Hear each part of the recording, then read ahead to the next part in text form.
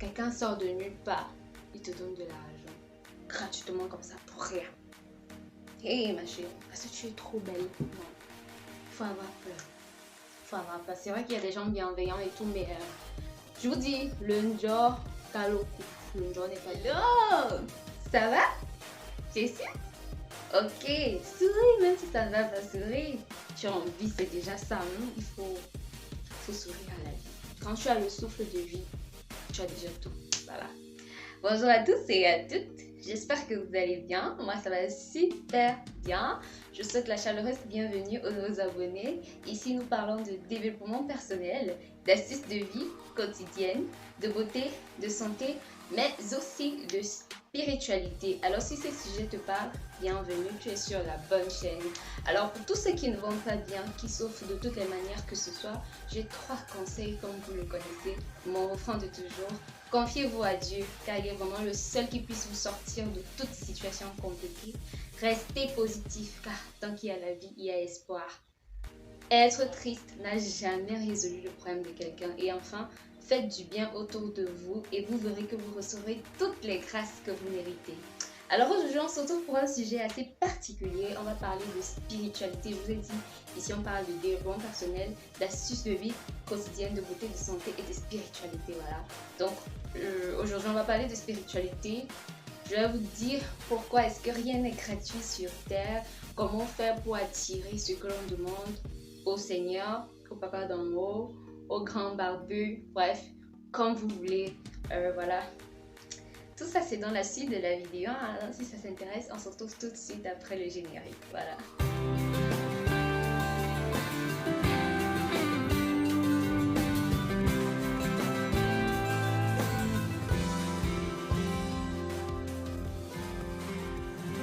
Alors, comme vous avez pu le voir, on va parler de spiritualité.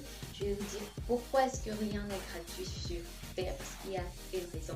Bien évidemment, rien n'est gratuit sur Terre parce que il faut donner pour recevoir. Il faut donner pour recevoir. Pour avoir une maison propre, il faut la nettoyer. Pour avoir à manger tous les jours, il faut travailler pour avoir de l'argent pour se faire à manger. Pour qu'une plante fleurisse, pour avoir les fruits d'une plante, il faut au préalable la semer ou bien la planter. D'accord? C'est un peu ça le principe de la vie. Donc tous ceux qui croient que les choses gratuites qu'elles ont reçues ou qu'ils ont reçues dans leur vie, c'était de la chance. Non, la chance, j'ai envie de vous dire que ça n'existe pas, mais on n'a que ce que l'on mérite. Voilà, c'est le mot. On n'a que ce que l'on mérite. C'est un peu pareil avec la loi de l'attraction. Lorsque la loi de l'attraction se manifeste dans la vie de quelqu'un, la loi de l'attraction vous donne juste ce que les énergies que vous avez envoyées à mère nature.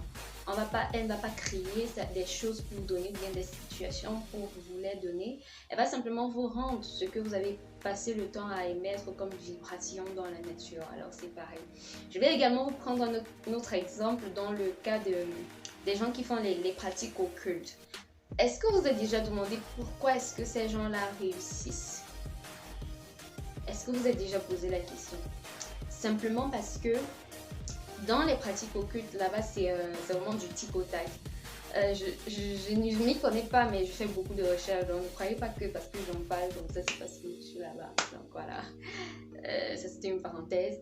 Donc là-bas, c'est du tic au tac. C'est genre lorsque tu entres, on te dit ce qu'on peut t'apporter et ils te disent également ce que tu peux leur apporter. Voilà, donc c'est un échange. Et souvent, j'ai envie de dire échange équivalent, mais en vérité, l'échange n'est pas souvent équivalent, même pas équivalent, parce que faut savoir que tous ceux qui sont dans les pratiques occultes donnent plus qu'ils ne reçoivent, parce que peut-être les 2 millions par jour qu'on va te donner sur 10 ans et te dire, par exemple, donne un membre de ta famille ou bien dans ta vie, est-ce que 2 millions, disons, pendant 10 ans, ça vaut réellement ta vie?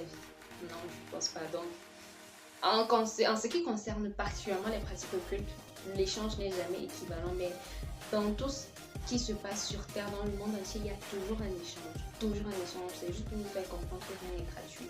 Et là-bas, vous avez l'impression que c'est beaucoup plus facile parce que ils exigent ça, tu vois. Alors que notre Dieu, pour les croyants bien sûr, Dieu, lui, il ne veut pas vous exiger des choses. Il nous a laissé un livre, la Bible, où il dit ce qui est bon à ses yeux, ce qui n'est pas bon à ses yeux, ce qui lui plaît et comment nous devrions vivre. Maintenant, il ne nous exige pas ça. Alors qu'avec l'occulte, on vous exige en fait, tu ne peux pas jongler l'occulte. Dieu, il va te dire, fais du bien à ton prochain. Tu ne vas pas le faire. Si tu viens, par exemple, humblement demander pardon, il va te pardonner. Non, il va pas. Ce ne sera pas automatique que si tu ne le fais pas, tu seras sanctionné, tu vois. Alors qu'avec les pratiques occultes, c'est ça. C'est pour ça que on a l'impression que la vie est beaucoup plus facile là-bas, on va dire.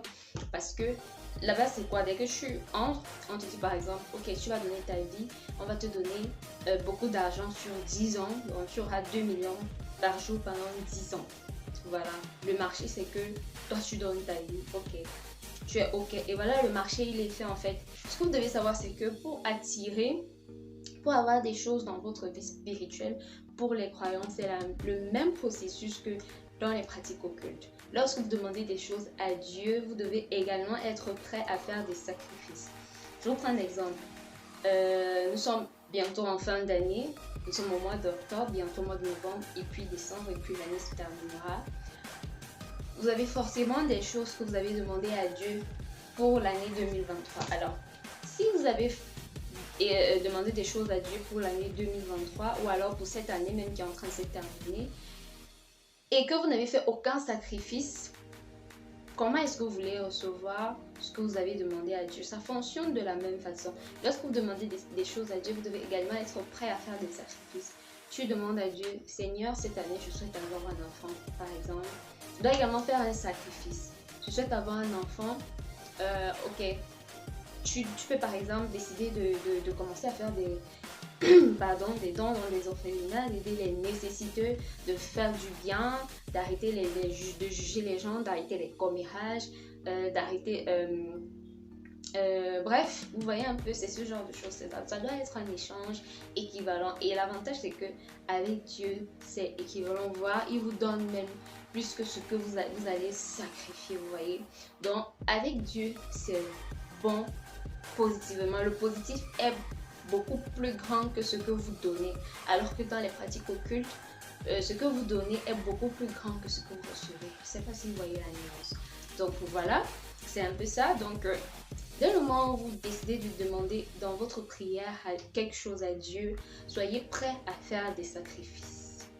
Soyez prêt à faire des sacrifices. Pour des jeunes par exemple qui ne sont pas mariés, vous pouvez par exemple faire le sacrifice de ne plus avoir des rapports sexuels avant le mariage. Vous pouvez faire le sacrifice de ne plus faire les commérages, d'éviter lorsque vous sentez qu'il y a des commérages quelque part, vous ne devez plus être objet de commérage ou bien sujet à des commérages. Vous ne devez plus faire du mal aux autres, vous devez être une personne qui encourage les autres, être une personne qui apporte de la joie aux autres, être une personne qui conseille les autres, être une personne qui aide les autres à se développer d'une certaine façon. Donc voilà. Donc dorénavant, lorsque vous faites vos prières, ne voulez pas juste aider Seigneur, j'ai besoin de ça, et vous continuez à vivre votre vie de débauche, j'ai envie de dire, sans toutefois modifier certaines choses, sacrifier certaines choses de votre vie. Voilà. Donc voilà, avec Dieu c'est assez simple, hein. Assez simple. Il suffit que vous et les sacrifices par rapport à pour recevoir des choses spirituelles, c'est-à-dire lorsqu'on demande quelque chose à Dieu, c'est ce que j'ai cité là, faire du bien aux autres, aider les nécessiteux, c'est-à-dire les orphelins, les veuves, voilà je veux dire les nécessiteux que Dieu considère comme étant des nécessiteux, les orphelins, les veuves, les sans-abri et tout ça, voilà. Également, vous pouvez sacrifier quelque chose, un de vos péchés vraiment le plus courant, c'est-à-dire si vous avez un péché, je veux dire péché mignon, je sais pas si je dis péché mignon, mais vraiment un péché dont vous avez du mal à vous détacher, vous décidez par exemple de sacrifier ça, ou par exemple, de le faire sur une certaine durée. Hein, c'est déjà un début. C'est pour ça également que lorsque vous voyez que lorsque quelqu'un veut vraiment que sa prière s'exauce, il fait des jeûnes. Vous voyez des gens faire souvent des jeûnes de nourriture et tout. Mais les jeûnes, moi je veux dire, ça ne marche pas chez tout le monde parce que déjà, c'est pas tout le monde qui mange beaucoup. Il y a des gens qui peuvent faire 2 jours sans manger et ils n'auront vraiment pas de problème. Ou bien ils peuvent faire 2 jours et manger seulement à 18h ou seulement à 20h et ça ne leur fera aucun mal. Donc si vous êtes quelqu'un comme ça, que vous avez l'habitude de ne pas beaucoup manger et vous décidez de faire un jeûne comme sacrifice à Dieu, ça ne va pas fonctionner. Faites un truc dont vous êtes vraiment addict là et voilà, préservez-vous de ça pendant une période où, pourquoi pas pour toute la vie, et là vous verrez que ce sera un vrai sacrifice. C'est pour ça que en période de carême, moi j'ai toujours été contre tous ceux qui font le jeûne.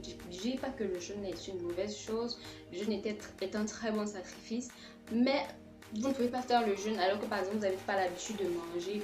Vous ne pouvez pas décider de faire un jeûne de viande, dites que vous ne mangez pas la viande alors que dans la vie de tous les jours, vous n'avez même pas la possibilité de manger de la viande. Donc, ce n'est pas un jeûne en fait. Ce n'est pas un jeûne. C'est un peu comme si vous allez continuer votre vie normalement. Donc, voilà. Privez-vous des choses dont vous avez du mal vraiment à vous séparer. C'est ainsi que vous ferez des sacrifices pour demander des choses à votre Dieu. C'est la fin d'année. C'est maintenant qu'il faut renouveler les vœux pour l'année qui arrive. Ce que vous n'avez pas pu accomplir en cette année, vous devez le renouveler pour l'année prochaine. Et je vous conseille d'écrire vraiment tout ce que vous voulez. D'écrire, ça se manifeste beaucoup plus. Comme ça, vous savez que lorsque vous l'avez en écrit, en le lisant peut-être tous les soirs, ça vous rappelle les objectifs que vous avez à atteindre et ça vous rappelle les sacrifices que vous avez à faire. Donc voilà, moi c'est un peu ça. Donc c'est pour vous dire que rien n'est gratuit sur Terre et arrêtez vraiment d'accepter les choses gratuitement. Quelqu'un sort de nulle part, il te donne de l'argent gratuitement comme ça pour rien. Hey ma chérie, parce que tu es trop belle. Non, faut avoir peur. Faut avoir peur. C'est vrai qu'il y a des gens bienveillants et tout, mais je vous dis, le Njor Kaloku, le Njor n'est pas bien. Pose-lui la question, pourquoi est-ce que tu me donnes de l'argent? Non, juste pour t'aider, pour m'aider. Je sais que beaucoup seront contre moi, ils vont dire, oh, si toi-même tu étais. Moi, oui, si moi je me trouve dans cette position, je ne vais pas accepter. Je ne peux pas accepter un argent qui vient de nulle part, de quelqu'un que je ne connais pas, pour rien. Tu me donnes l'argent sur base de quoi? Sur base de quoi? Faites très attention. Faites très attention. Donc voilà, les adeptes du Njor, c'est ça un peu le Njor. Lorsque quelqu'un vous rend même un service, même dans la vie de tous les jours, que ce soit vos amis, vos proches jours de famille et tout, essayez de faire de même pour non seulement pour ne pas être redevable à la personne et pour qu'il y ait un échange équivalent. Si quelqu'un vous apporte de l'aide, faites tout pour aider également la personne. Faites tout pour aider également la personne pour que vous ne soyez pas redevable à quelqu'un. Ce que vous ne savez pas, c'est que dans le spirituel, dans le mystique, on peut utiliser le fait de vous rendre des services gratuitement pour vous faire du mal parce que avant de faire du mal à quelqu'un, il faut une raison dans le mystique. Et la personne peut utiliser la raison que elle vous a rendu un service et vous n'avez pas rendu ce service en retour. Donc c'est ça que je vous dis vraiment d'éviter ces choses gratuites là. Voilà. Il y a des bons samaritains, il y a des gens des âmes de bonne volonté, mais personne ne va jamais se lever comme ça de vous donner, balancer une somme de 50 000, 100 000 qu'il a travaillé à la sueur de son front sans rien en retour, sans rien vous demander en retour. Donc voilà, sachez que rien n'est gratuit sur Terre. C'est maintenant que vous devez commencer à préparer les vœux de l'année 2023 en faisant des sacrifices ou en préparant des sacrifices que vous allez faire pour votre vie. Ça va vraiment vous verrez qu'avec ça, vos rêves se réaliseront beaucoup plus, vos objectifs se réaliseront beaucoup plus. Et aussi, faites l'effort maximum pour faire du bien et respecter la parole de Dieu. C'est pas facile. Nous ne pouvons pas être des saints, mais nous pouvons quand même faire un effort pour vivre selon la volonté de Dieu. Et aussi éviter de juger les autres parce que tout le monde pêche. On pêche juste de façon différente. C'est pas parce que celle-là elle indique que tu vas venir la juger comme si tu étais un sang. La seule personne qui a le droit de nous juger, c'est l'Éternel. Donc, tant que toi tu es un être humain, ça veut dire que tu es un pécheur par nature, tu n'as pas le droit de juger l'autre. Voilà. Donc voilà, c'est tout ce que je voulais partager avec vous dans cette vidéo. J'espère vraiment qu'elle vous aura plu et qu'elle vous aura aidé à comprendre le principe selon lequel rien n'est gratuit sur cette terre. Et n'oubliez pas de vous abonner, pour ceux qui ont oublié. Likez la vidéo pour m'encourager. Commentez également, je suis fatiguée de parler seule chaque jour. Commentez les vidéos, je suis fatiguée de parler seule. On se dit à très bientôt pour une nouvelle capsule. Je vous fais d'énormes bisous.